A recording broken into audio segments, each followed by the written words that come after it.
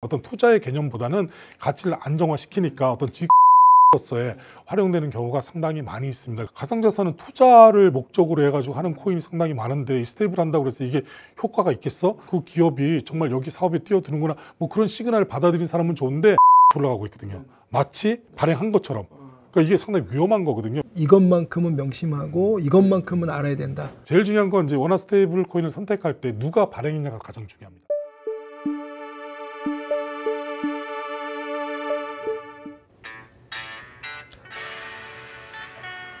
네, 오늘은 지금 현재 전 세계 경제 시장에서 가장 뜨거운 관심, 기대, 우려까지 이제 한몸을 받고 있는 스테이블 코인, 특히 원화 스테이블 코인에 대해서 교수님 모시고 자세히 배워보도록 하겠습니다.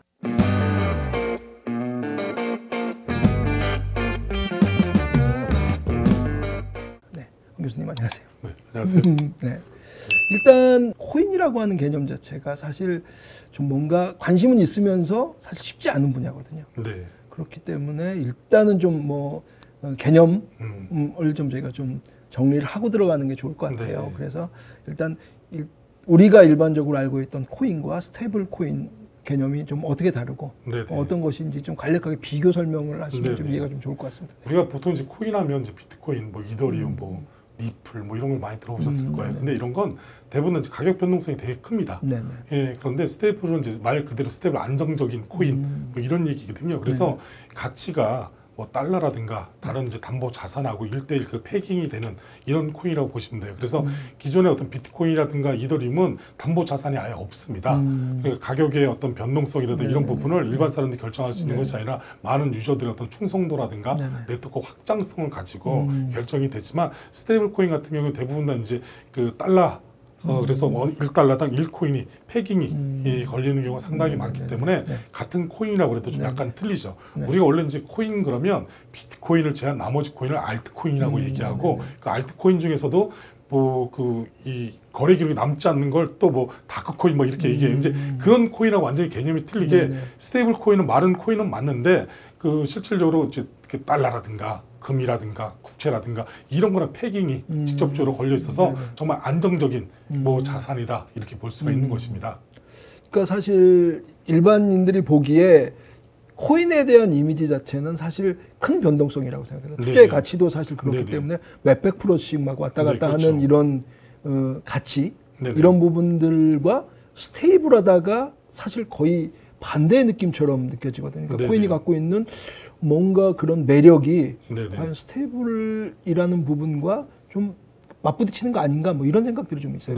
그래서 용어에 대한 뭐 그런 부분도 있지만 우리가 이제 얘기할 때 자산은 비트코인이라든가 이더리움 이런 거는 그냥 투자 자산으로서의 어떤 역할이 있는 거고 스테이블 코인은 뭐 한글로 좀 풀으면 가치 안정형 자산이다. 가치 안정형 토큰이다. 뭐 이렇게 얘기하는 경우가 상당히 많이 있거든요. 그렇기 때문에 비트코인이라든가 뭐 이더리움은 이제 투자로서의 어떤 가격 변동성이 높으면 높을수록 훨씬 더 이제 많은 유저들이 참가해서 거기서 뭐 올라가는 시세 차익을 노리는 이런 경우가 상당히 많은데 스테이블 코인은 이제 그런 거보다는 어떤 투자의 개념보다는 가치를 안정화시키니까 어떤 지급결제 수단으로서의 활용되는 경우가 상당히 많이 있습니다. 그래서 뭐 인터넷에서 어떤 물건을 구입하고 그리고 거기에 대해서 결제를 한다든가 이런 것도 있고요. 아니면 뭐 무역 자금으로 실질적으로 뭐 서로가 그 대규모 자금이 왔다 갔다 하는 것보다 스테이블 코인으로 결제하는 게 더 좋을 수도 있는 거고 그리고 뭐 인터넷도 그렇고 뭐 무역 자금도 그렇고 아니면 뭐 이 일반적인 홈쇼핑이라든가 이런 데서 물건 살 때도 이런 스테이블 코인 이용한다든가 뭐 이러면 어떤 지급 결제 수단을 대체용으로 사용하는데 되게 뭐 긍정적인 효과가 상당히 많기 때문에 그래서 지금 전 세계에서 계속 그 달러 기반의 스테이블 코인이 계속 좀 활성화가 되고 있다 이렇게 볼 수가 있을 것입니다. 저희가 예전에 뭔가 좀 신화처럼 전해지던 얘기가 옛날에 비트코인으로 피자 사 먹었어. 그렇죠. 그 다음에 한참 우리나라에서도 코인을 받고 물건을 파는 가게들이 등장을 하고 이랬던 시절이 있었는데 사실 되게 그건 이례적으로 좀 보이는 부분인데 스테이블 코인은 상당히 일상생활에서 그야말로 화폐처럼 좀 기능을 하는 이런 부분이 좀 큰 모양이네요. 매년 이제 5월 22일이 그 비트코인 데이입니다. 그게 5월 22일 날 그게 이제 말씀하신 비트코인 그 10,000개인가요? 그걸 가지고 피자 2판을 이제 샀다는 이제 그런 건데 그 당시에 시가로 따지면 뭐 33달러 정도? 뭐 30달러 정도였는데 지금 시가로 따지면 뭐 거의 뭐 몇천억 정도 가까이 그렇죠. 뭐 그 정도 되죠. 네. 그런데 그 당시에는 어떤 이제 그 활성화 차원에서 그런 게 많이 있었고 우리나라도 구로동 쪽인가 그쪽에서 그 제과점에서 비트코인을 결제가 되게끔 이렇게 했었고 그리고 그 비트코인이 원래 처음 채굴된 건 2009년도 1월 3일입니다. 근데 그 이후에 거기 활성화 잘 안 됐었어요. 그러다가 유럽에는 비트코인 거리가 있었습니다. 그래서 그 상점에서는 대부분 다 비트코인으로 뭐 어떤 식음료도 제공하고 막 그랬는데 결정적으로 실패할 수밖에 없던 이유가 시간이 많이 걸려요. 내 지갑에서 이쪽으로 뭐 에코노미 지갑으로 보낸다 그러면 계속 기다려야 돼요. 근데 계속 기다리는 게 뭐 이렇게 단기간 1, 2분이 아니라 보통 17분, 20분 막 이렇게 걸리니까 사람들 줄을 쫙 서 있는데 그렇게 걸려보세요. 그러니까 가치를 실제 인정받아가지고 그것도 주는 순간 가격이 또 올라버려요. 그러면 자기가 한 개 주다가 야 0.5개 줘야겠다 뭐 이렇게 될 수도 있고 막 그렇고 또 우리 삼성도에 가면 코엑스 밑에 또 그 에이팅기가 있었어요. 코인 에이팅기가 있고 막 그랬거든요. 근데 그때는 생각보다 가치가 이렇게 막 변하지 않았는데 어느 순간부터 계속 올라가는 거예요. 그러니까 희소성 때문에 이제 그런 게 상당히 많기 때문에 그러니까 지금은 만약 뭐 물건을 팔고 그 대표적인 그거 있잖아요. 일론 머스크가 자기 테슬라 그 자동차 할 때 그 비트코인을 받겠다. 그리고 갑자기 비트코인 가격이 막 올라가잖아요. 그러니까 이틀 지난 다음에 또 뭐라고 합니까? 와가지고 야 비트코인 채굴하는데 탄소가 너무 많이 배출돼. 야 탄소 배출 그때 안 되겠어. 그래 또 가격이 확 떨어져요. 제가 봤을 때 잔뜩 갖고 다 팔지 않았을까 이런 생각이 드는데 그다음에 또 어떻게 되면 며칠 지난 다음에 또 강아지 한 마리 죽고 나서 들잖아요. 그리고 어떻게 됐습니까? 도지코인 또 가격이 또 막 올라가잖아요. 그러니까 이게 어떤 그 사회적인 어떤 이슈에 대해서 상당히 이 코인이 출렁출렁하는 이런 게 되게 많은 거예요. 그러니까 가격 변동성이 너무나도 큰 거예요. 올라갔다 내려갔다가 우리나라도 보시면 2017년도에 2천만 원을 넘어갔잖아요. 비트코인이 500만 원 하던 게 2천만 원을 넘어갔어요. 그리고 2017년도 9월 달에 뭐라고 그랬습니까? 박상기 법무부 장관이 야 비트코인 거래소 다 폐쇄해버릴 거야. 뭐 이런 식으로 하니까 또 확 잠잠해지다가 또 2021년도에 또 가격이 어떻습니까?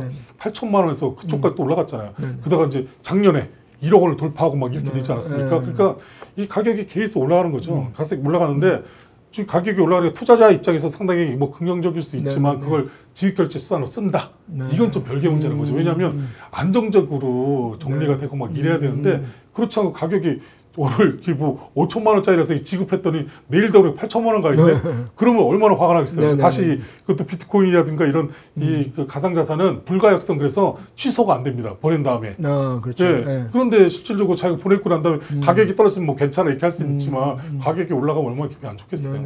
그런데 그런 걸 대체제로 인해서 이 스테이블 코인이 발행이 됐죠. 그래서 맨 처음에 스테이블 코인이 발행됐을 때는 상당히 시장에서는 부정적이었어요.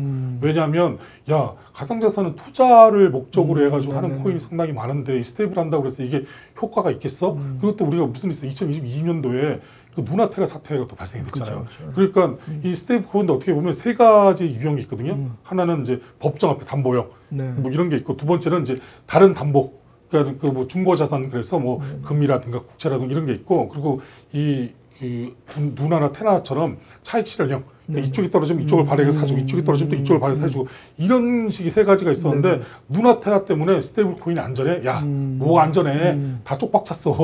뭐 거기에 대한 이슈가 상당히 많았죠. 그래서 또 이게 누나테라 때문에 우리나라의 이제 가상자산 이용자 보호법 이게 또 만들어진 거예요. 야 보호할 수 있는 장치가 하나도 없다. 2025 5월 달에 누나테라 사태가 터졌죠. 10월 달에 FTX 사태가 또 터졌거든요. 그 FTX 사태 터져가지고 지금 아직도 모 거래소에 있는 그런 아직 해결이 안 되고 있는 이런 상황이거든요. 그렇다고 바이낸스가 우리나라 거래소를 인수한다 그랬는데 그것도 지금 이제 인가가 시시무시하고 있고 2년 동안 뭐 이런 부분이 다 있는데 그러면 야 가상자산 이용자를 보호할 수 있는 법안이 뭐가 있을까 그러다가 이제 그 재작년 7월 달에 가상자산 이용자 보호법이 2023년도 7월 19일이죠. 그때 제정이 되고 그 작년 이제 7월 18일부터 됐는데 문제는 이제 스테이블 코인에 대한 이제 이슈가 계속 있다가 그 긍정적이지 않았어요. 근데 사람들이 그 트럼프 행정부가 들어오면서 원래 트럼프 행정부 들어오기 전에 바이든 행정부는 CBDC가 대세였습니다. 그렇죠. 왜냐하면 중국에서 CBDC, 위에나 CBDC 만들어서 전 세계 그 디지털 기축통화를 위인해로 쓰겠다. 뭐 이랬거든요.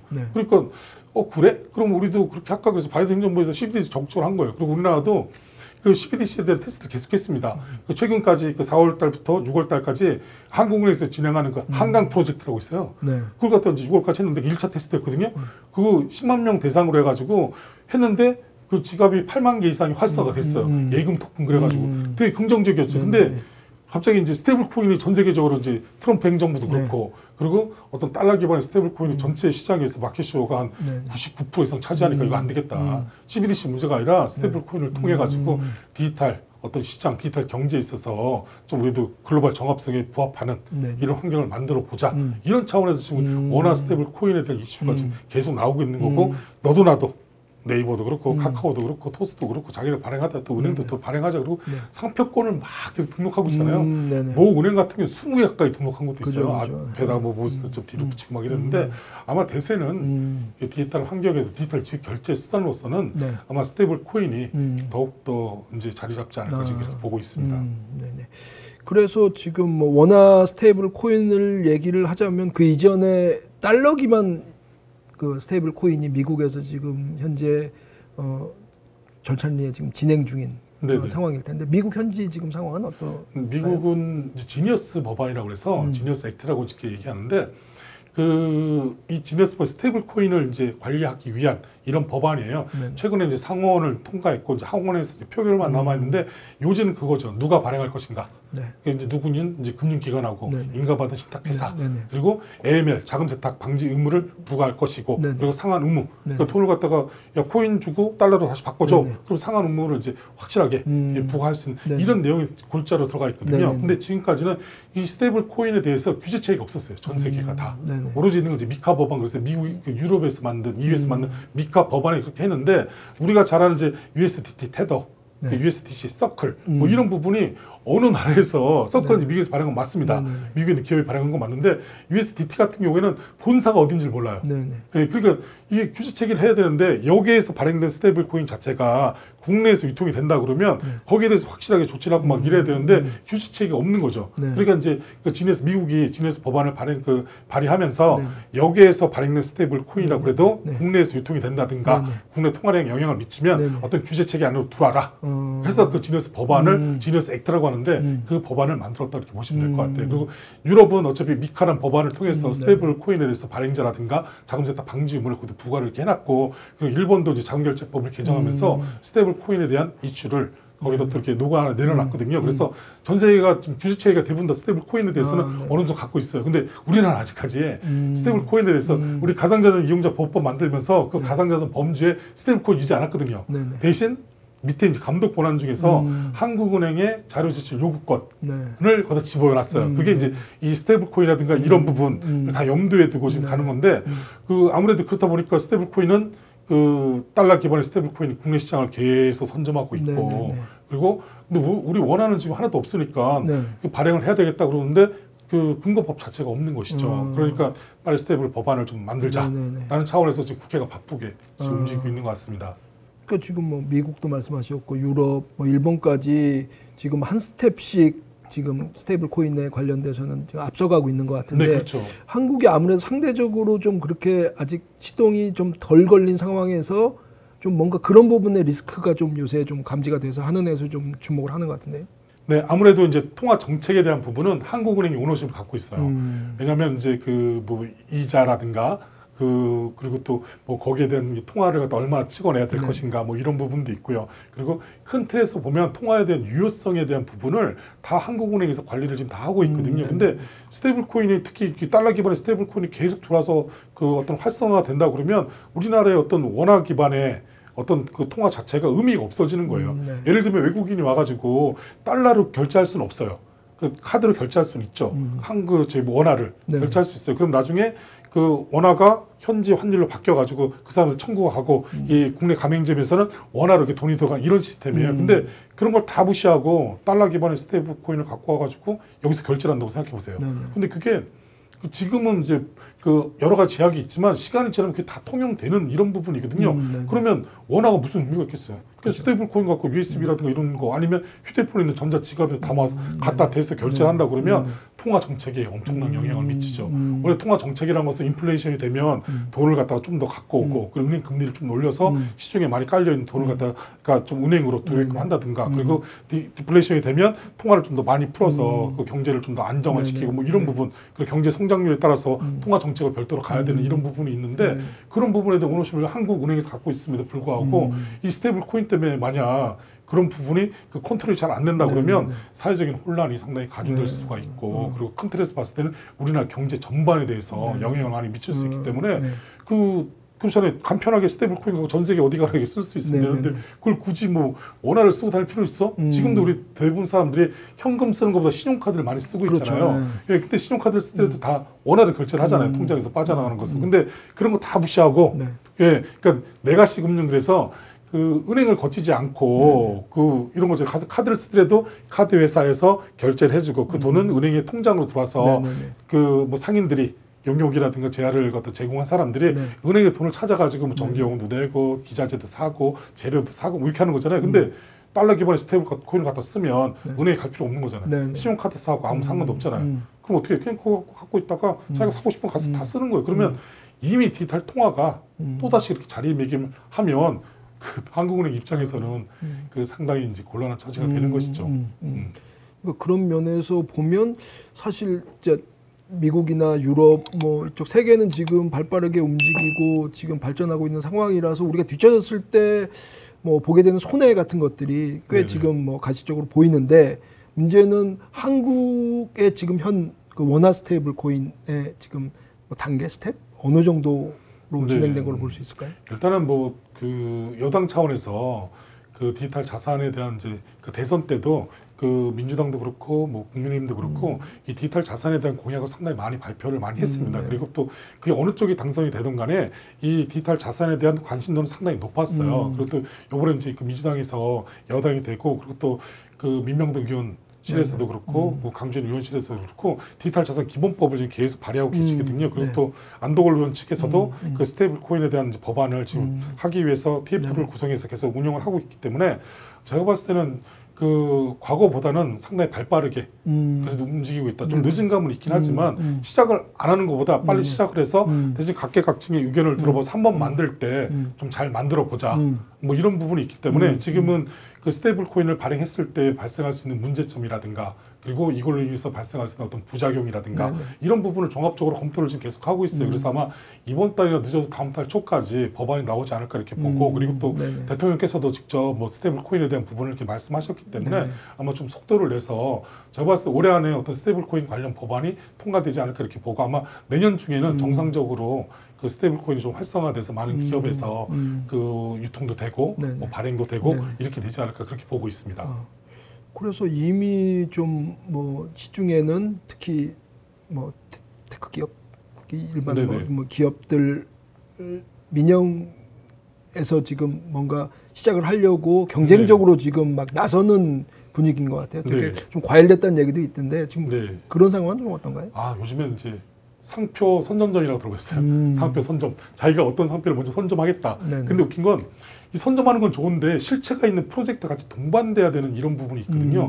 근데 실체가 있는 프로젝트 동반되는 것이 아니라 오로지 상표만 갖다 계속하고 있어요. 또 이제 그런 걸 보고 그 기업이 정말 여기 사업에 뛰어드는구나. 뭐 그런 시그널을 받아들인 사람은 좋은데 주가가 같이 올라가고 있거든요. 마치 발행한 것처럼. 그러니까 이게 상당히 위험한 거거든요. 왜냐하면 그 라이센스를 주는 거잖아요. 발행 업체에 대해서 라이센스를 주는 것인데 그 아까도 뭐 USDT라든가 USDC에 대한 부분을 말씀드렸지만 전 세계의 어떤 시장 점유율이 걔네 99%예요. 그럼 두 개가 99%면 나머지 1%, 나머지에서 열 몇 개가 나머지 1%를 채우고 있는 것이거든요. 그러니까 전 세계적으로 유통되는 게 15개, 20개 정도입니다. 근데 우리나라 기업에서 또 은행에서 다 발행한다 그러면 그 종류가 몇 가지가 되겠어요. 적어도 10가지, 20가지 이 정도 이렇게 될 거 아니에요. 그러면 과연 그게 국제 시장에서 유통되는 데 있어서 정말 그 USDT라든가 USDC처럼 환영받을 수 있느냐, 아니면 시장에서 점유율을 잠식할 수 있느냐, 거기에 대한 이슈가 있는 것이에요. 그러니까 물론 자기네가 같은 빅테크 기업 같은 경우에 고유의 유저가 있기 때문에 그 유저들이 그 코인을 갖다 사용하게 되면 작지만 먼저 시작할 수 있으면 상당히 좋다, 이제 이런 개념으로 하는데 큰 틀에서 봤을 때 그런 코인이 국제 시장에서도 과연 그 이 경쟁력을 가지고 통용이 될 수 있게끔 이렇게 해야 되는데 이제 그런 부분에 있어서는 좀 교통 정리가 좀 더 필요해 보이고 그리고 제일 중요한 건 어떤 발행인에 대한 인가 기준 자체를 지금 뭐 은행은 이제 5억 원, 모 의원은 또 10억 원 이런 식으로 이제 상당히 낮춰놨거든요. 근데 이제 낮춰놓으면 누구든지 참여할 수 있다는 건 상당히 좋은데 좀 전에 말씀드린 것처럼 난입이 이렇게 된다 그러면 정말 그 우리가 추구하는 방향하고 좀 다르게 갈 수 있는 소지가 좀 있어서 어떤 발행인에 대한 라이센스라든가 이런 부분 좀 신중하게 해야 되고 특히 빅테크 기업 이제 계속 빅테크에서 발행하는 건 좋죠. 왜냐면 기존에 유저가 있으니까 좋긴 하는데 과연 그게 이제 그 이 갖고 있는 유저만 해당이 되는 것이냐, 안 그러면 외부에서 순수하게 또 그 코인을 가지고 이용할 수 있는 사람이 있는 것이냐, 이런 부분을 좀 따져봐야 되는 이런 이슈가 있는 것이죠. 그러면 앞으로 이제 주체가 네네. 이거 뭔가 키를 가지고 갈 주체가 어딘가가 지금 일단 정리가 돼야 될 네네. 필요성이 있을 것 같은데 보시기엔 뭐 어떠실 것 같으세요? 지니어스 법안이라든가 뭐 EU 미카 법안에서도 보시면 이제 금융기관 또는 허가받은 신탁회사, 그러니까 준금융기관에서 이제 발행하는 것을 이제 하고 있기 때문에 아마 우리 쪽도 아마 그 정도 수준에 정하는 쪽이 돼야 되는데, 근데 아마 민간 기업도 이제 발행이 되지 않을까 지금 그렇게 보고 있거든요. 그래서 금융기관 플러스해서 민간 기업에서도 어차피 금융기관도 한국 내편 다 민간 기업이나 마찬가지입니다. 그러니까 민간 기업에서 이제 발행하는 것이 이제 가시가 되는 거고, 다만 이제 발행 규제에 대해서 좀 더 이 라이센스를 줄 때 얘네가 뭐 그 최근에 이제 SKT 사태도 있고 뭐 예스24 사태도 있었던 것처럼 보안 체계를 명확하게 갖고 가야죠. 그리고 거기에 이제 자금 세탁에 대한 이슈도 있으니까 자금 세탁 방지물을 어떻게 부과할 것인가 이제 그런 부분도 있고, 그리고 발행했을 때 어떤 지갑으로 전송을 해줄 때 이 지갑 자체가 기존에 어떤 사고가 있었던 지갑이냐 아니냐, 이제 블랙리스트 지갑이라고 블랙 지갑을 하는데 그런 지갑 말고 화이트, 정말 그 본인이 실명이 확인된 이런 지갑으로 거래가 되느냐,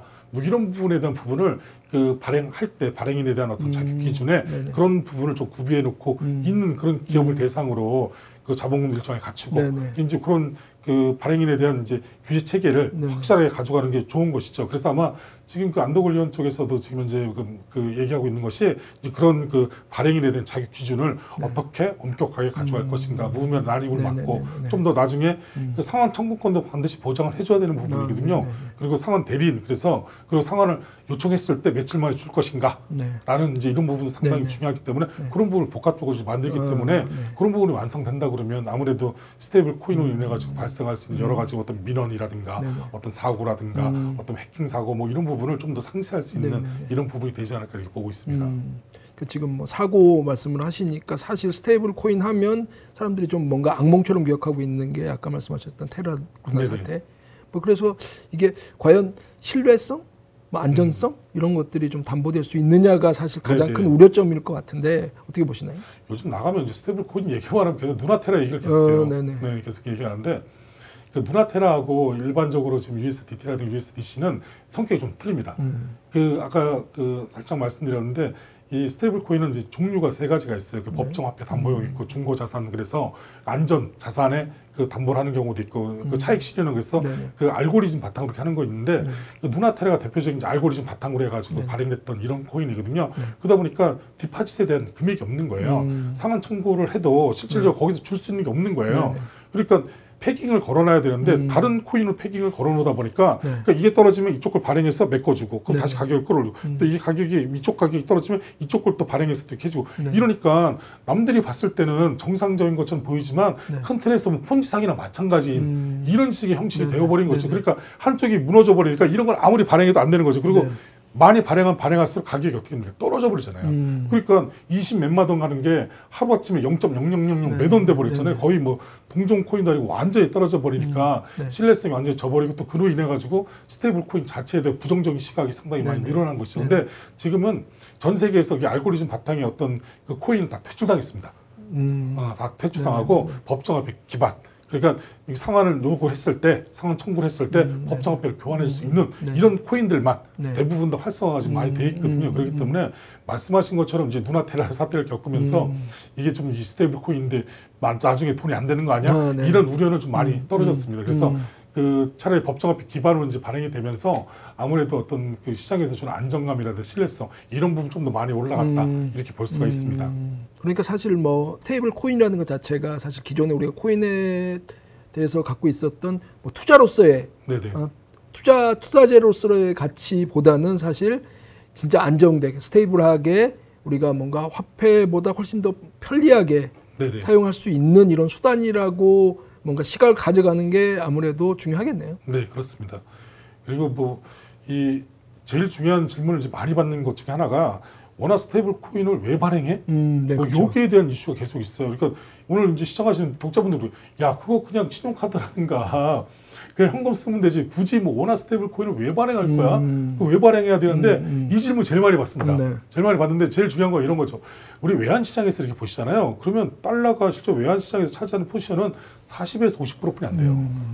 네, 그리고 그 다음 뭐 파운드도 있고 네네. 중국 뭐 위엔화도 있고 뭐 일본의 엔화도 있고 우리는 원화도 있고 작지만 뭐 이런 게 실제로 다 합쳐서 그 외환시장이 이제 100%거든요. 네. 은행 가면 뭐 달러만 바꿔주는 거 아니잖아요. 뭐 그죠. 그 위엔화도 바꿔줄 수도 있고 뭐 유로화도 바꿔줄 수도 있고 막 그런데 이상하게 그 디지털 시장에서는 달러 기반의 스테이블 코인이 너무 많은 포지션을 차지하고 있는 거예요. 마켓쇼를. 그러니까 이 디지털 우리나라는 디지털 금융 인프라가 상당히 잘 돼 있습니다. 네. 아시다시피 휴대폰으로 다 송금하는 이런 시대거든요. 그죠. 뭐 몇 초 걸리지도 않아요. 은행에 가지 않더라도 그렇게 디지털 환경이 상당히 잘 돼 있음에도 불구하고 달러 기반의 스테이블 코인이 국내 시장에 진입함으로 인해 가지고 이 기존에 있던 어떤 우리나라의 법정 화폐 원화가 상당히 그 지위가 흔들리는 것이에요. 그러니까 이제 거기서 이제 통화 주권에 대한 이슈도 지금 계속 나오고 그리고 또 이 달러 기반이 들어다 보니까 이 국내 자산을 국외로 도피시키는 이런 어떤 방법도 상당히 범죄 악용되는 경우도 상당히 많이 발생하고 막 이런 거예요. 그러니까 그런 분의 컨트롤이 전혀 안 되는 거죠. 그러니까 이 원화 기반의 어떤 스테이블 코인을 발행한다고 해서 당장 마켓쇼가 전체 시장에서 뭐 10% 20% 가진 않을 거예요. 근데 하지만 우리가 발행함으로 인해 가지고 기존에 있는 달러 기반의 스테이블 코인의 어떤 포지셔닝을 좀 더 우리 원화 기반의 스테이블 코인으로 가져올 수 있는 이런 계기가 될 것이고 그리고 사용자 입장에서 봤을 때는 아무래도 그 지금 이 시장 자체에서 어떤 레거시 금융 은행이라든가 카드사를 통해서 어떤 결제받는 이런 부분을 원화 스테이블 코인으로 만약 대체한다 그러면 훨씬 더 수수료 수익 부분도 그렇고 결제는 주기도 훨씬 당겨져 가지고 훨씬 더 베네핏이 많은 이런 구조를 얻을 수 있는 것이고 그리고 당사자 입장에서도 사용하는 유저 입장에서 이렇게 보시면 아무래도 기존에 이제 현금이라든가 신용카드 쓰는 것보다 자기가 어떤 휴대폰에다 그 자기 지갑에다 그런 코인을 담아서 사용한다 그러면 범용성적인 부분에서도 훨씬 더 긍정적인 효과를 얻을 수 있고 또 이게 국내에서뿐만 아니라 해외 가서 사용할 수 있는 이런 환경이 돼버리기 때문에 훨씬 더 그 어떤 지급결제 수단으로서의 어떤 사용자 편리성은 더 강화되지 않을까 지금 그렇게 보고 있습니다. 그래서 그러면 지금 현재 정부의 사실 뭐 이렇게 정책 기조 중에서도 사실 가상자산 육성에 대한 지금 관심, 뭐 기대감 같은 것들이 좀 큰 상황이잖아요. 그러니까 그런 측면에서 봤을 때 이제 우리 원화 스테이블 코인이 나왔을 때 어떤 미래, 그다음에 뭐 발전 가능성 있다면 뭐 어떻게 보고 계신가요? 네, 일단은 뭐 국회에서 지금 활발하게 논의가 되고 있고 그리고 많은 이제 핀테크 업체도 그렇고 은행도 그렇고 심지어 카드사까지 그 스테이블 코인 발행에 대한 특히 원화 스테이블 코인 발행에 대한 기대감이 상당히 부풀어 있습니다. 근데 그 단편적으로는 뭐 이 향후의 전망 그러면 뭐 바로 단정해서 좋습니다 이렇게 얘기하면 그냥 10%에 끝나겠지만 왜 좋은지에 대한 부분이 있거든요. 우리나라는 그 K 콘텐츠 그래서 뭐 BTS도 있고 뭐 여러 어떤 K 콘텐츠 상당히 강합니다. 우리가 또 한국 영화가 해외 시장에서 미치는 영향도 상당히 크고요. 그리고 또 이 온라인 게임 있지 않습니까? 이런 것도 그 해외 시장에서 상당히 호황을 상당히 누리고 있거든요. 그리고 또 이 무역이라든가 이런 쪽에서도 자금이 상당히 결제될 때 이게 이제 원화로 결제된 경우도 상당히 많기 때문에 그 지금은 그 스테이블 코인을 원화 기반의 스테이블 코인을 발행할 것인가 말 것인가 이런 문제가 아니에요. 지금요. 지금은 발행해서 이 원화 스테이블 코인이 어디에 사용될 수 있는지에 대한 부분을 고민해야 되는 이런 시기거든요. 그러니까 이 향후에서 보면 처음에는 서로 이제 부정적인 이미지가 상당히 있을 수 있지만 향후에는 상당히 긍정적인 부분이 많기 때문에 발전 가능성이 상당히 높다. 그리고 더 웃긴 건 이게 뭐 자산으로서의 그게 아니라 투자할 수 있는 뭐 투기성 이런 자산이 아니잖아요. 그러니까 어떤 지급결제 수단의 하나의 도구로서의 어떤 자리매김할 가능성이 상당히 높기 때문에 이 뭐 원화 스테이블 코인을 투자하면 가격이 오르지 않겠어? 이런 거랑 좀 차이가 틀리는 거죠. 그러니까 다시 한번 말씀드리지만 뭐 스테이블 코인은 어떤 이 투자의 수단으로 생각하는 것보다는 지급결제 수단이라든가 뭐 이런 쪽으로 생각하시는 게 낫지 비트코인이라든가 뭐 이더리움처럼 이 투자하면 가격이 오를 거야. 이거는 좀 약간 성격이 좀 맞지 않는다. 이렇게 볼 수가 있겠거든요. 그래서 사실 사람들이 처음에 그 원화 스테이블 코인, 뭐 달러 기반 스테이블 코인 얘기가 나오니까 저건 또 무슨 코인이야? 저건 좀 얼마나 좀 돈이 되려나? 이렇게 생각하던 사실 분들이 많은데 우리가 진짜 정말 호구 안 되려면 원화 스테이블 코인 이것만큼은 명심하고 이것만큼은 알아야 된다. 마지막으로 정리해 주신다면 어떤 게 있을까요? 제일 중요한 건 이제 원화 스테이블 코인을 선택할 때 누가 발행했냐가 가장 중요합니다. 이 발행을 누가 했냐. 그 특보잡 이런 쪽에서 발행한 코인이 만약 있을 수도 있지만 그런 코인은 이제 퇴출돼야 되는 부분이거든요. 만약 뭐 이름이 있지만 비슷한 곳에서 발행했다고 그래도 그건 믿으면 안 됩니다. 정말 그 신뢰할 수 있는 곳에서 발행을 했는지 안 했는지 이런 부분이 가장 중요하고 그리고 담보 자산을 뭘로 했는지 지금은 이제 우리나라 법안이 대부분 다 법정화폐로 담보를 하라고 지금 계속 가고 있어요. 그래서 이게 법정 앞에 담보한 것인지 아니면 뭐 금이라든가 아니면 뭐 국채라든가 이런 중고 자산, 다른 자산으로 실제로 중고를 한 것인지 뭐 이런 부분에 대한 부분을 따져보시고 제일 중요한 건 1대1로 상환이 언제든지 가능한 것인가 뭐 이런 거 3가지 정도. 그러니까 누가 발행했는지 그리고 뭐 이게 이 발행할 당시에 디파짓을 뭘로 했는지 그리고 언제나 요청하면 바로 그 원화로 바꿔줄 수 있는지 이런 3가지만 따져보신다 그러면 호구되는 일은 없습니다. 감사합니다. 오늘 뭐 덕분에 뭐 그야말로 이게 뭔가 안개 속에 가려져 있는 것, 관심은 많은데 명확하게 실체를 사실 파악하기 힘든 개념이거든요. 그러니까 개념 자체가 좀 이해가 좀 잘 되고 앞으로 진짜 우리가 호구 안 되려면 어떻게 해야 되는지까지 말씀 잘 들었습니다. 감사합니다.